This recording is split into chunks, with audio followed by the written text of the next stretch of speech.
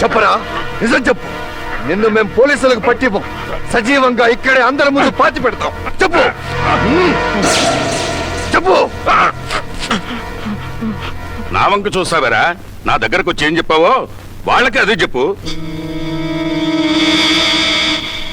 చెప్పరా ఐగోరు, నేను బలహీన పరుగుపోండే, మీరు కడుతున్న ఫ్యాక్టరీలో నన్ను నెంబర్ గా చేర్చుకోండి అంటే ఈ బలరామ ఏమన్నాడని చెప్పావరా?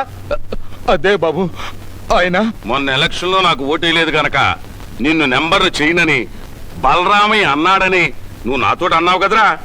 అవునండి అన్నారు. ఆ తర్వాత ఆ తర్వాత ఏం జరిగిందో కూడా మీరే అందివ్వండి, వాడు ఊ కొడతాడు. అంటే ఇదంతా నేనే చేయించానంటవా? ఆ అవసరం మీకు కాబట్టి మరి ఇంకెవరికి ఉంటుంది? మేము బాగుపడటం మీకు ఇష్టం లేకపోవచ్చు, కానీ మేము ఈ ఊళ్ళో ఫ్యాక్టరీ మూలంగా ఊళ్ళో ఉన్న పేదవాళ్ళందరూ బాగుపడతారు, ఊరు బాగుపడుతుంది. బాగుపడుతుంది. మా అన్నయ్య గనక నెగ్గితే ఈ ఊళ్ళో బోడి పట్టు పురుగుల ఫ్యాక్టరీ కాదు, స్టీల్ ప్లాంట్ పెట్టేవాళ్ళం.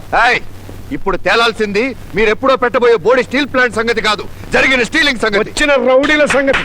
రౌడీలను పంపి డబ్బు కాజేయమని చెప్పింది నువ్వేగా? నేనెప్పుడు చెప్పాను? చెప్పవేరా, బ్యాంకు నుంచి డబ్బు తెస్తున్నా, అది కొట్టేసి నాకిస్తే మీ అందరికి తలకింత చొప్పున ఇస్తానని కృష్ణమూర్తి చెప్పాడని చెప్పావు కదరా? అవునండి అన్నారు.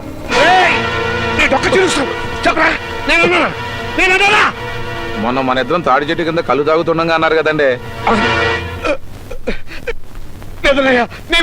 నాకేం తెలీదు, నిజంగా నాకేం తెలీదురా.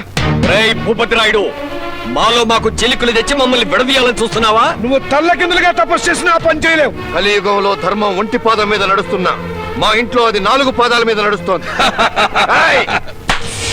తొడగొట్టి చెబుతున్నా, ఈ పెద వెంకట్రాయుడు కొడుకుల్ని ఎవ్వరూ విడదీయలేరు. పదండి అన్నయ్య.